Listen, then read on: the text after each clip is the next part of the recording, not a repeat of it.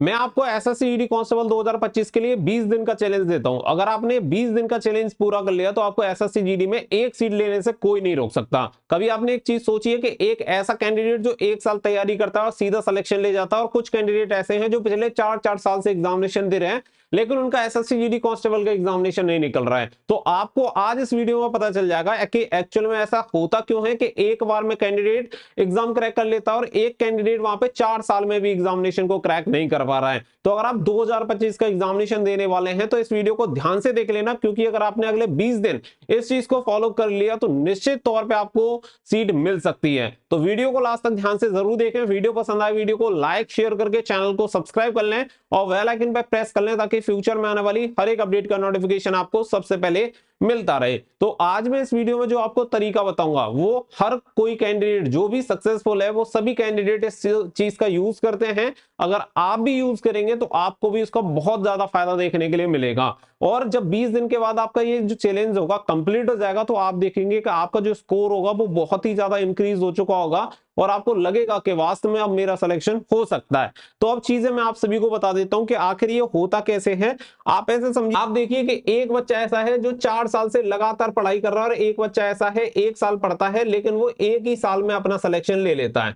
अब उसका रीजन क्या है? रीजन ये है कि उसके जो प्लान है, जो उसकी स्ट्रेटजी है वो एकदम क्लियर है। उसे पता है कि उसे करना क्या है, उसे पढ़ना कैसे है, उसे क्या पढ़ना है क्या नहीं पढ़ना। क्योंकि सबसे ज्यादा जरूरी देखो, पढ़ाई का कोई अंत नहीं है। आप कितना भी पढ़ लो, जीके जीएस ले लो, मैथमेटिक्स ले लो, रीजनिंग ले लो, ये कोई अंत नहीं है। कितना भी पढ़ते रहो एक से एक तगड़े लेवल के क्वेश्चन आते रहेंगे। लेकिन हमें ये समझना होगा कि हमारा एग्जाम है एसएससी जीडी का, और एसएससी जीडी में पूछा क्या जाता है हम तो वही पढ़ेंगे। अगर मान लो आप एसएससी जीडी की जगह यूपीएससी वाले क्वेश्चन पढ़ रहे हो जो कि आपके एसएससी जीडी के एग्जामिनेशन में कभी आने ही नहीं है, तो इसका फायदा क्या आपको यहाँ पे मिलेगा? बिल्कुल नहीं मिलेगा। वो फायदा मिलेगा आपको यूपीएससी के एग्जामिनेशन में, ना कि एसएससी जीडी के एग्जामिनेशन में। तो ये चीजें समझने वाली होती है। बच्चा ज्यादा अच्छा पढ़ने के चक्कर में और बड़ा पढ़ने के चक्कर में वो पढ़ लेता है जो एग्जामिनेशन में पूछा ही नहीं जाता। लेकिन ऐसा बच्चा जो 1 साल में सिलेक्शन ले रहा है उसका क्या है, वो टारगेटेड पढ़ता है। यानी उसे पता है कि एग्जामिनेशन में यही पढ़ना है, यही आता है, सिलेबस यही है तो मैं यही पढ़ूंगा, दूसरा क्यों पढ़ूं। तो दुनिया भर की चीजें पढ़ने से बढ़िया है सेलेक्टिव आपको पढ़ना है। अब सेलेक्टिव पढ़ने के लिए ये पता कैसे चले कि भाई सेलेक्टिव पढ़ना है? तो सेलेक्टिव पढ़ने के लिए आपको सबसे पहले पता चलेगा पीवाईक्यू से, क्योंकि अगर आपने पीवाईक्यू देखा ही नहीं है तो फिर तो आपकी कहानी खराब है। और इसके अलावा पता चलेगा आपको सिलेबस से, क्योंकि सिलेबस में आपको हर एक चीज पहले से बताई हुई होती है कि ये टॉपिक आपको पढ़ने हैं और ये टॉपिक नहीं पढ़े। अगर आपने अब तक पीवाईक्यू नहीं देखे हैं तो ढंग से जाके एक बार पीवाईक्यू देखो। उसके अलावा यहाँ पे अपना सिलेबस भी देखो कि जो टॉपिक आप पढ़ रहे हो क्या वो आपके सिलेबस में ऐड है, एसएससी ने उनके लिए बोला हुआ है या नहीं बोला हुआ है। तो ये दोनों चीज आपकी क्लियर होनी चाहिए। इसके अलावा अब बात आती है कि अगले 20 दिन आपको पढ़ना कैसे है और 20 दिन का चैलेंज क्या है। तो यहाँ पे समझते हैं बहुत ही आसान है, कुछ ज्यादा आपको करना नहीं है। 20 डेज, अब 20 डेज टारगेट बना लो। 20 डेज का जो मैं आप सभी को दे रहा हूं, हर रोज जो रूटीन रहेगा वो सेम रूटीन रहेगा। उसमें कुछ बहुत ज्यादा 20 घंटे पढ़ने की जरूरत नहीं है। पढ़ना है, अच्छा पढ़ना है, क्वालिटी टाइम के साथ पढ़ना है, और क्वालिटी पे अगर फोकस करोगे तो क्वांटिटी की आपको कभी भी जरूरत नहीं पड़ेगी। अब यहाँ पे हम समझते हैं कि आपको डेली जो काम करना है, सबसे पहले काम करना है एक मॉक टेस्ट लगाना है।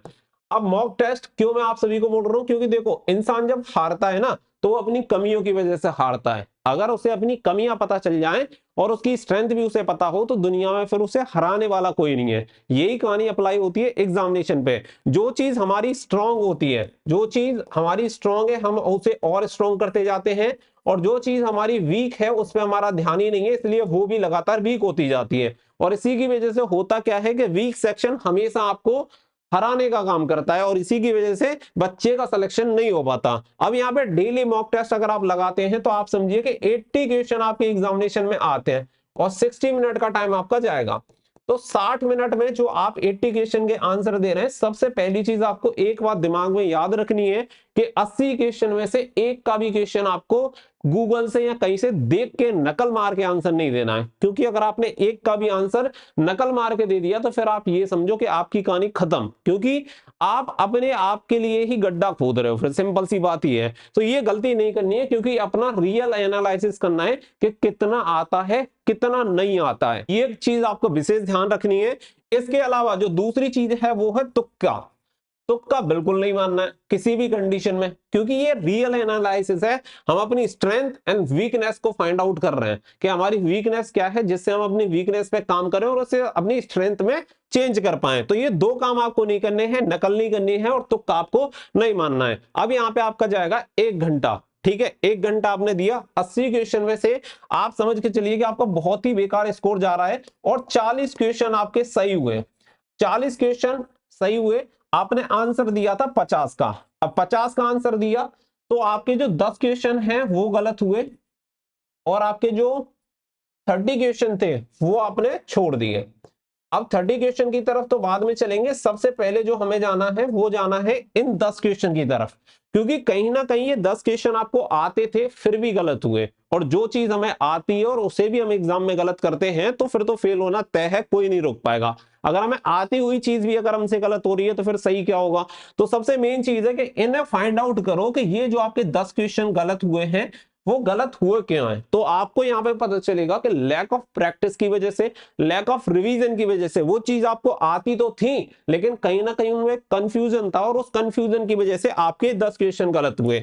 तो यहाँ पे क्या है कि आपको रिवीजन की जरूरत पड़ेगी। 10 जो भी टॉपिक है उन्हें फाइंड आउट करो, उनका रिवीजन करो अच्छे से, ठीक है। डेली का ये मैं आप सभी को बता रहा हूं, अच्छे से रिवीजन करो और अच्छे से फिर प्रैक्टिस करोगे ताकि अगली बार ये जो टॉपिक जो आपको डाउटफुल टॉपिक है वो क्लियर होने चाहिए।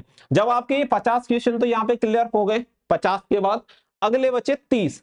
अब ये जो 30 क्वेश्चन की कहानी है ये बहुत बढ़िया है, यहाँ पे आपको फ्रेश तरीके से काम करना है क्योंकि 30 के 30 क्वेश्चन आपको आते ही नहीं थे, इसलिए आपने इन क्वेश्चन को किया स्किप।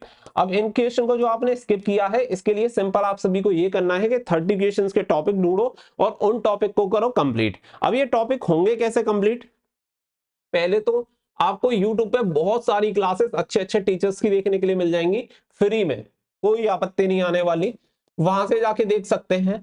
हो सकता है कि आपने किसी का बैच ले रखा हो, तो बैच ले रखा होगा तो उसमें क्लास होंगी, उस क्लास में जाके देख सकते हैं। मान के चलिए कि सपोज दैट आपको मैथ का कोई क्वेश्चन नहीं आया, टाइम एंड वर्क का, तो मैथ का जाओ, मैथ के सब्जेक्ट में और टाइम एंड वर्क का जो टॉपिक है उसकी क्लासेस देख लो। उस क्लासेस को देखने के बाद जो डाउट है वो क्लियर करो, जिस टॉपिक के और जिस टाइप के क्वेश्चन नहीं आ रहे हैं उन्हें क्लियर करो। तो यहां से आप सभी का जो पूरा मटेरियल है वो हो जाएगा एकदम क्लियर।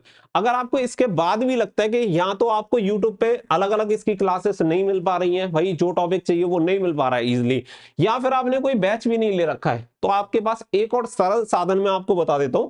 हमारा एक बैच है स्टडी फॉर ड्रीम्स पे 2.0 एप्लीकेशन, उस पे ये SSC-GD के लिए मिशन वर्दी बैच है 99 रुपीज में। ऑलमोस्ट ये बैच हो चुका है कंप्लीट, जिसमें आपको सभी क्लासेस मिल जाएंगी।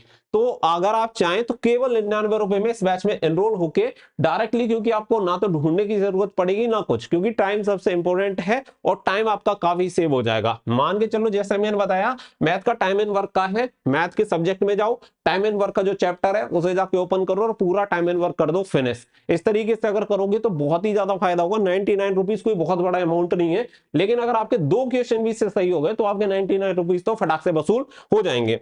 अब यहाँ पे जो चीजें आती हैं वो ऐसे समझो कि केवल 80 क्वेश्चन करेंगे हम 20 दिन तक, तो क्वेश्चन होते हैं हमारे 1600।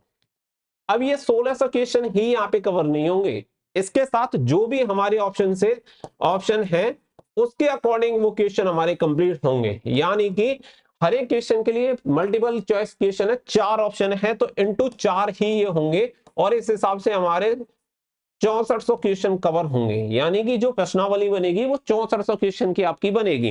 तो याद रखना कि ये जो तरीका है वो आपको फॉलो करना है कि A, B, C and D right question है, वो अच्छी बात है, लेकिन जो इसके ऑप्शन है वो भी आप सभी को देखने हैं। इसीलिए यहाँ पे क्या मैटर है कि यहाँ पे आप सभी का जो टाइम है वो तो 60 मिनट गया, लेकिन इससे महत्वपूर्ण जो टाइम है जो ये आप पूरा एनालिसिस कर रहे हो ना, एक पूरे मॉक टेस्ट को एनालिसिस करने में आपके 2 घंटे जाएंगे कम से कम, और 2 घंटे एनालिसिस करने में जाएंगे, 1 घंटा आपने मॉक टेस्ट को लगा दिया, इसके बाद 3 घंटे आपके कंप्लीट हो चुके हैं।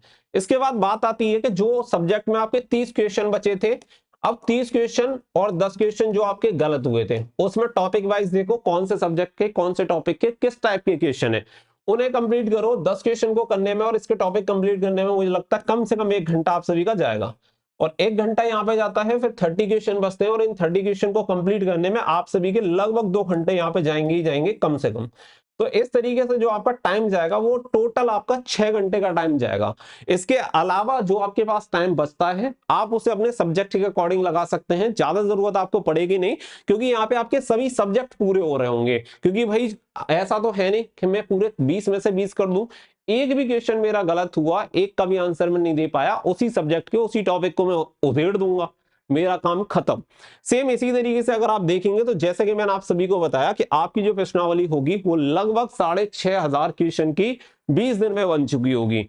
हर एक आपको वीकनेस पता होगी, हर एक स्ट्रेंथ पता होगी, और वीकनेस आपकी 20 दिन के अंदर स्ट्रेंथ में कन्वर्ट हो चुकी होगी। और जब आप डेली ये चीज फॉलो करेंगे तो आप देखेंगे कि आपका जो स्कोर होगा वो रेगुलर बढ़ेगा, हर एक चीज आपकी रिवीजन होगी, हर एक चीज का प्रैक्टिस होगा। लेकिन जैसे कि मैंने कहा कि 20 दिन का चैलेंज है और इन 20 दिन में एक भी दिन आपको किसी भी कीमत पर मिस आउट नहीं करना है। आप 20 दिन ये प्रैक्टिस करिए, निश्चित तौर पे आपको फायदा मिलेगा।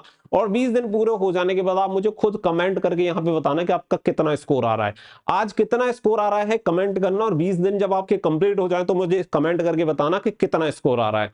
तो वीडियो को सेव कर लेना, बहुत ही यूजफुल वीडियो है, अगर आप इसका इंप्लीमेंट करोगे तो बहुत ही गजब के बेनिफिट आपको देखने के लिए मिलेंगे, बहुत ही बढ़िया परफेक्ट रिजल्ट आप सभी के सामने आएंगे। और अगर ईश्वर ने चाहा और आपने अच्छे से मेहनत की तो एसएससी जीडी का जो सपना है 2025 में ही पूरा आप सभी का हो जाएगा। होपफुली आपको ये जो चीजें मैंने आपको बताई हैं आप इसे फॉलो करेंगे, और फॉलो करेंगे तो निश्चित तौर पर आपको सफलता मिलेगी। मिलेंगे नेक्स्ट वीडियो में, फिलहाल के लिए बस इतना ही। से थैंक यू फॉर वॉचिंग। जय हिंद, जय भारत।